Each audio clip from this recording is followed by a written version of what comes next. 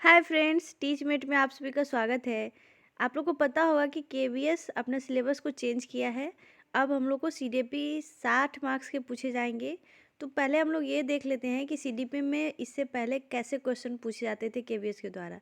तो यानी कि इस वीडियो में हम लोग जो 2018 में पीआरटी का एग्ज़ाम हुआ था और उसमें जो भी सीडीपी के क्वेश्चंस है उसको देख लेते हैं सॉल्व करके कि कितने मार्क्स आ रहे हैं आपको। और ये भी जानने में अच्छा रहेगा कि कौन से टॉपिक को किस तरह से पढ़ेंगे, यानी कि एग्ज़ाम में किस हिसाब से क्वेश्चन पूछे जाते हैं, यानी कि उसका भाषा कैसा है या फिर उसका लेवल कैसा है। इसको जानने के लिए आज हम लोग ये प्रैक्टिस सेट सॉल्व करेंगे जिसमें आप लोग को 30 क्वेश्चंस है। तो चलिए देखते हैं इसमें कौन कौन से प्रश्न हैं। हमारा पहला प्रश्न है कि निम्नलिखित में से कौन से शिक्षा के अवसर में समानता की महत्वपूर्ण बाधाएं हैं। आपके जो कूट दिए गए हैं वो है शिक्षार्थी की आर्थिक स्थिति में अंतर, जेंडर असमानता यानी कि लिंग भेद, सार्वजनीन विद्यालय प्रणाली, शैक्षिक संस्थानों के मानकों में अंतर। पहला है कि ए और डी यानी कि सिर्फ ए और डी जो है वो महत्वपूर्ण बाधा है। दूसरा ए बी और सी यानी कि तीनों महत्वपूर्ण बाधाएं हैं। तीसरा है ए बी और डी और चौथा ए बी सी और डी यानी कि चारों।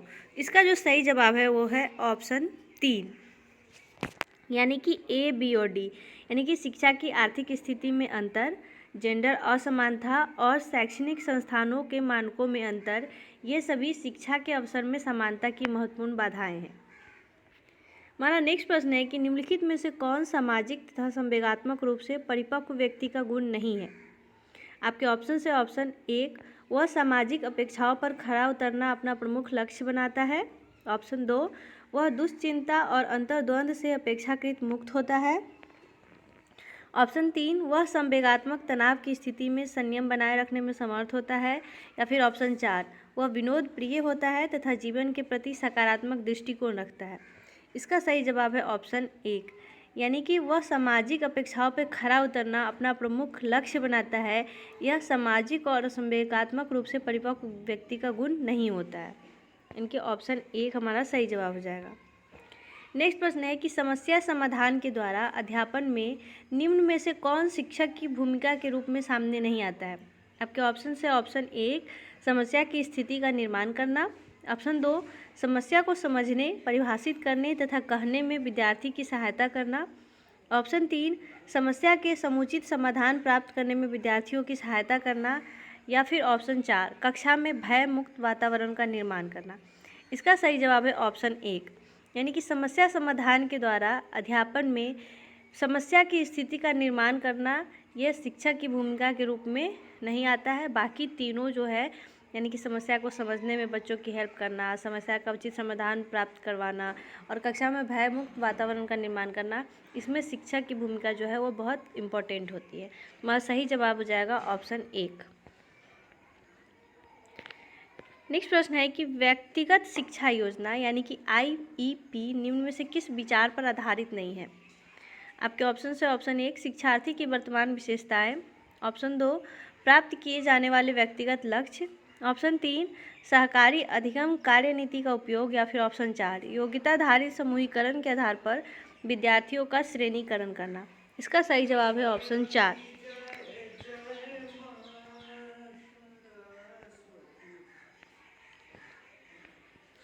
यानी कि व्यक्तिगत शिक्षा योजना में योग्यता आधारित समूहीकरण के आधार पर विद्यार्थियों का श्रेणीकरण नहीं किया जाता है।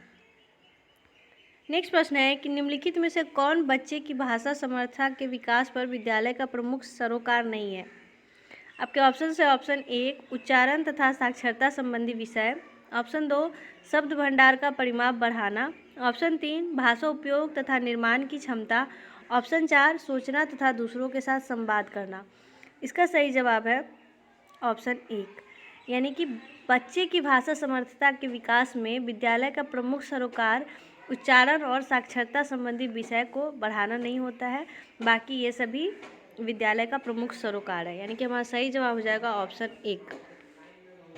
नेक्स्ट प्रश्न है कि आरंभ के प्रारंभिक वर्षों अर्थात कक्षा 4 तक गणित के अधिगम हेतु किस प्रकार के प्रयास किए जाने की आवश्यकता होती है। अधिगम कठिनाइयों का निदान करना, संवर्धित कार्यक्रम प्रदान करना। ऑप्शन 3, पाठ्यक्रम सक्षमताओं या कौशलों का पूरा करना। ऑप्शन 4, कक्षा या विद्यालय जाने में नियमितता सुनिश्चित करना। इसका सही जवाब है ऑप्शन 1, यानी कि स्टार्टिंग के जो क्लास होते हैं यानी क्लास 4 तक गणित के अधिगम हेतु सबसे इम्पॉर्टेंट जो होता है वो होता है अधिगम कठिनाइयों का निदान करना, यानी कि ऑप्शन 1। हमारा नेक्स्ट प्रश्न है कि निम्नलिखित में से कौन कंप्यूटर की सहायता से अधिगम की विधि नहीं है? अनुशिक्षण यानी कि ट्यूटोरियल, ऑप्शन 2 कवायद तथा अभ्यास सत्र यानी कि ड्रिल एंड प्रैक्टिस सेशन, प्रतिरूपण यानी कि मॉडलिंग, या फिर ऑप्शन 4 आंकड़ों की व्याख्या करना और निष्कर्ष निकालना। इसका सही जवाब है ऑप्शन 3, यानी कि मॉडलिंग जो है वो कंप्यूटर की सहायता से अधिगम की विधि नहीं है, इसको हम लोग प्रत्यक्ष रूप से करते हैं, यानी कि ऑप्शन 3 हमारा सही जवाब है। नेक्स्ट प्रश्न है कि किसी विद्यालय पाठ्यक्रम की सर्वाधिक सटीक परिभाषा क्या होती है? आपके ऑप्शन है ऑप्शन 1 पाठ्यक्रम की पूर्ण सारणी, ऑप्शन 2 विद्यार्थियों के क्रियाकलाप में वृद्धि लाने हेतु प्रयोग किए जाने वाले सभी सामग्री, विद्यालय में संगठित अनुभवों का पूर्ण सेट, या फिर ऑप्शन 4 शिक्षार्थियों को दिए जाने वाले ज्ञान का कुल योग। तो विद्यालय पाठ्यक्रम की सर्वाधिक सटीक परिभाषा है पाठ्यक्रम की पूर्ण सारणी, इसके अंतर्गत सभी कुछ आ जाता है, इसलिए हमारा सही जवाब है ऑप्शन 1। नेक्स्ट प्रश्न है कि बहुस्तरीय स्थिति का सर्वाधिक महत्वपूर्ण विषय क्या है? विद्यार्थियों से सहयोग की मांग करना, कक्षा में विद्यार्थी संख्या का 30 से ज़्यादा होना, विभिन्न श्रेणी वाले विभिन्न स्तरों के विद्यार्थियों की अधिगम आवश्यकताओं को एक साथ पूरा करना, या फिर ऑप्शन 4 समुचित अध्यापन अधिगम सामग्री यानी कि TLM की व्यवस्था करना। इसका सही जवाब है ऑप्शन 3। बहुस्तरीय स्थिति का सबसे इम्पोर्टेंट सब्जेक्ट है विभिन्न श्रेणी वाले विभिन्न स्तरों के विद्यार्थियों की अधिगम आवश्यकताओं को एक साथ पूरा करना, ऑप्शन 3। नेक्स्ट प्रश्न है कि एक बच्चा अपनी मनपसंद किताब लेता है और वह प्रायः चित्रों का सुराग के रूप में उपयोग कर इसकी कहानी को फिर से कहता है, वह किस प्रक्रिया या चरण या अवयव को दर्शाता है? आपके ऑप्शन है ऑप्शन 1 आख्यान, ऑप्शन 2 वाक्यगत जागरूकता, ऑप्शन 3 आपतिक पठन, या फिर ऑप्शन 4 स्वनिकी बोध। इसका सही जवाब है ऑप्शन 1, यानी कि यह बच्चों का नैरेटिव जो है उसको दर्शाता है, आख्यान को। नेक्स्ट प्रश्न है कि कोई शिक्षक बहुत प्रभावी हो सकता है यदि वह अच्छी शिक्षण सामग्री सहायक सामग्री का उपयोग करे, वह विद्यार्थियों की प्रश्न पूछने में सहायता करे, वह विद्यार्थियों की प्रवीणता में सहायता करे, या फिर उसके विद्यार्थी उच्च अंक प्राप्त करते हो। इसका सही जवाब है ऑप्शन 3, यानी कि कोई शिक्षक बहुत प्रभावी हो सकता है यदि वह बच्चों को प्रवीणता में सहायता करे, यानी कि वह बच्चों को अचीव करने के लिए मास्टरी लर्निंग में अचीवमेंट्स लाने के लिए हेल्प करता है, यानी कि हमारा सही जवाब है ऑप्शन 3। नेक्स्ट प्रश्न है कि सामाजिक परिपक्वता के गुण को सर्वाधिक उपयुक्त ढंग से निम्न प्रकार वर्णन किया जा सकता है। आपके ऑप्शन है ऑप्शन 1 मित्रों को जीतने तथा लोगों को प्रभावित करने की योग्यता, ऑप्शन 2 उच्च स्तर का व्यक्तिगत समायोजन, ऑप्शन 3 उच्च स्तर की सामाजिक समर्थता, ऑप्शन 4 व्यक्तिगत आवश्यकताओं तथा परियोजनाओं का सामाजिक आवश्यकताओं एवं उद्देश्यों से उच्च समन्वय। इसका सही जवाब है ऑप्शन 4, यानी कि सामाजिक परिपक्वता के गुण को व्यक्तिगत आवश्यकता और परियोजनाओं का सामाजिक आवश्यकता और उद्देश्यों से उच्च समन्वय के द्वारा हम लोग वर्णन कर सकते हैं। नेक्स्ट प्रश्न है कि नीचे 2 सेट दिए गए हैं। सेट 1 में पियाजे मॉडल के संज्ञानात्मक विकास को दर्शाया गया है और सेट 2 में उससे संबंधित विशेषताओं को दर्शाया गया है, यानी कि एक क्वेश्चन आपको पियाजे के संज्ञानात्मक विकास से संबंधित है, तो आप लोग को इसका सही मिलान करना है और जो कूट दिए गए हैं उससे इसका आंसर करना है।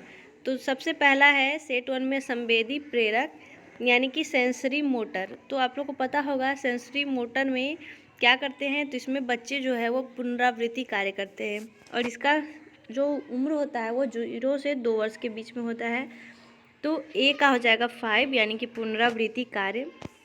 दूसरा है पूर्व संक्रियात्मक अवस्था यानी कि प्री ऑपरेशनल स्टेज, और यह है इसमें बच्चों में वस्तु स्थायित्व आ जाता है, यानी कि ऑब्जेक्ट का वो परमानेंस को समझ आते हैं कि वस्तु जो है वो यहीं पे होता है और उसको अगर वो किसी बच्चे के सामने से छुपा दिया जाए तभी भी उनको पता होता है कि वो वस्तु इस दुनिया में स्थित है, यानी कि वो वस्तु अस्थायित्व के गुण को पूर्व संक्रियात्मक अवस्था में समझ जाता है। नेक्स्ट है मूर्त संक्रियात्मक अवस्था, और मूर्त संक्रियात्मक अवस्था में बच्चों को निगमनात्मक चिंतन यानी कि डिडक्टिव थिंकिंग आ जाती है। और नेक्स्ट है आकारिक संक्रियात्मक, फॉर्मल ऑपरेशनल या फिर इसको अमूर्त संक्रियात्मक अवस्था भी कहते हैं। और इस अवस्था में बच्चे में गहन आत्मबोध हो जाता है, यानी कि 6। तो इसको हम लोग मिलान करके देख लेते हैं। संवेदी प्रेरक, इसमें पुनरावृत्ति कार्य, पूर्व संक्रियात्मक, वस्तु स्थायित्व, मूल संक्रियात्मक, और ये है गहन आत्मबोध। इस तरह से हमारा सही आंसर जो है वो है ऑप्शन 3। हमारा नेक्स्ट प्रश्न है कि निम्नलिखित में से कौन विकास में आनुवंशिकता के प्रभाव का सर्वाधिक उपयुक्त वर्णन करता है। आपके ऑप्शन है ऑप्शन 1, आनुवंशिकता यह तय करती है कि हम कहाँ तक जाएंगे। ऑप्शन 2, यह इस बात को तय करती है कि हम कहाँ तक जा सकते हैं। ऑप्शन 3, यह इस बात का मुख्य निर्धारक है कि हम कहाँ तक जाएंगे। या फिर ऑप्शन 4, यह इस बात का मुख्य निर्धारक है कि हम कहाँ तक जा सकते हैं। इसका सही जवाब है ऑप्शन 2, यानी कि आनुवंशिकता के प्रभाव का सर्वाधिक उपयुक्त वर्णन यह है कि आनुवंशिकता इस बात को तय करती है कि हम कहाँ तक जा सकते हैं। नेक्स्ट प्रश्न है कि निम्न में से किसके द्वारा अधिगम अंतराल की पहचान तथा इसका निराकरण किया जाता है। टीम अध्यापन, विमर्शपूर्ण अध्यापन, उपचारीय अध्यापन या पुनर्अध्यापन। इसका सही जवाब है ऑप्शन 3, उपचारीय अध्यापन, यानी कि रिमेडियल टीचिंग जो है इसमें अधिगम अंतराल की पहचान की जाती है, फिर उसका निराकरण किया जाता है। यानी कि उपचार से समझ सकते हैं कि किसी बच्चों को किसी चीज़ में कठिनाई है तो सबसे पहले हम उसका पहचान करते हैं और उसके बाद उसका निराकरण करते हैं। नेक्स्ट प्रश्न है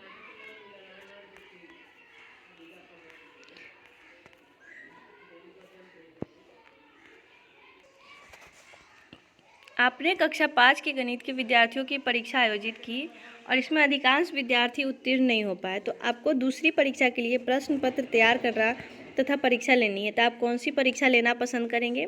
आपके ऑप्शन है ऑप्शन 1, संकलनात्मक परीक्षण, ऑप्शन 2, प्रवीणता परीक्षण, ऑप्शन 3, नैदानिक परीक्षण, या फिर ऑप्शन 4, रचनात्मक परीक्षण। इसका सही जवाब है ऑप्शन 4। तो इसमें फॉर्मेटिव टेस्ट यानी कि रचनात्मक परीक्षण लेना सबसे उपयुक्त होगा। नेक्स्ट प्रश्न है कि प्रतीकात्मक उद्दीपन के प्रति संवेगी अनुक्रिया निम्न में से किसका परिणाम है। प्रतीकात्मक उद्दीपन यानी कि emotional response to symbolic stimuli is primarily the result of.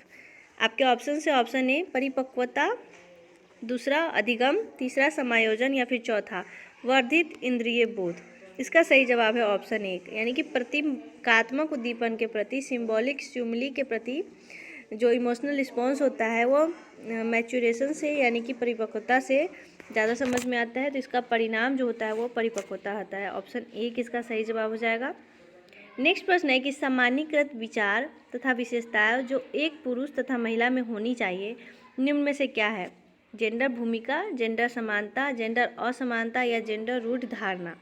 इसका सही जवाब है ऑप्शन 4, ये जेंडर रूढ़िवादी यानी कि जेंडर रूढ़ धारणा है कि ऐसा विशेषता और ऐसा विचार वो पुरुष में और महिला में होने चाहिए। जैसे कि हम लोग सोच लेते हैं कि महिलाएं हैं तो ये खाना बनाएगी, घर का काम करेगी, और लड़के हैं तो ये बाहर का काम करेंगे, क्रिकेट खेलेंगे। ये सभी जो सामान्यीकृत विचार या विशेषता हैं ये जेंडर रूढ़ि धारणा है, ऑप्शन 4। नेक्स्ट प्रश्न है कि किसी विद्यार्थी की अनुचित अनुक्रिया को निपटाने का उत्तम तरीका क्या है। आपके ऑप्शन है ऑप्शन 1, विद्यार्थी को पुनः विषय वस्तु के बारे में विस्तार से समझाना, विद्यार्थी को यह बताना कि उसका उत्तर गलत है, दूसरे विद्यार्थियों से सही उत्तर बताने के लिए कहना, या फिर ऑप्शन 4, व्याख्या करना तथा उत्तर देने के लिए दूसरा अवसर प्रदान करना। इसका सही जवाब है ऑप्शन 1, यानी कि विद्यार्थियों को पुनः विषय वस्तु के बारे में विस्तार से समझाने से हम लोग विद्यार्थी की अनुचित अनुक्रिया को निपटा सकते हैं, यानी कि जो उनका रॉन्ग रिस्पॉन्स है उसको हम लोग ख़त्म कर सकते हैं, उसको सब्जेक्ट के बारे में फिर से समझा के। ऑप्शन 1 इसका सही जवाब हो जाएगा। नेक्स्ट प्रश्न है सूक्ष्म अध्यापन यानी कि माइक्रो टीचिंग एक ऐसा तकनीक है जिसका उपयोग किस लिए किया जाता है। कम संख्या वाली कक्षाओं के अध्यापन हेतु, अनुरूपित स्थिति में अध्यापन हेतु, विशिष्ट अध्यापन कौशल में शिक्षक की तैयारी हेतु, या फिर कठिन अवधारणाओं के अध्यापन हेतु। इसका सही जवाब है ऑप्शन 2, यानी कि अनुरूपित स्थिति में अध्यापन हेतु, यानी कि सिमुलेटेड कंडीशन जो होते हैं उसमें पढ़ाने के लिए हम लोग को माइक्रो टीचिंग का इस्तेमाल करना चाहिए। ऑप्शन 2 इसका सही जवाब हो जाएगा। इसी के साथ हमारा आज का सेशन समाप्त होता है। इससे आप लोग को अंदाज़ा हो गया होगा कि हम लोग को शिक्षण शास्त्र में यानी कि पेडागोजी में कहाँ कहाँ से तैयारी करनी है और किस प्रकार के क्वेश्चन KVS में पूछे जाएंगे, यानी कि इसकी भाषा कैसी है और किस तरह से हम लोग तैयारी करें। जैसे कि पियाजे का संज्ञानात्मक विकास लगभग सभी लोगों को पता होगा, लेकिन उसमें ये पूछा जाता है कि किसमें क्या गुण है, किसको कैसे उस उम्र में आके बच्चे कौन कौन से प्रतिक्रिया दर्शाते हैं। तो इस तरह से हम लोग को तैयारी करनी है कि जो भी टॉपिक पढ़े उसको बहुत अच्छे से पढ़े, ताकि उससे कोई भी क्वेश्चन पूछे तो वो छूटे ना। तो थैंक यू सो मच। इसी तरह से हम लोग और आगे प्रैक्टिस सेट लाते रहेंगे, और आप लोग हमें देख के कमेंट बॉक्स में ज़रूर बताएं कि आपको हमारा प्रैक्टिस सेट कैसा लगा। Thank you.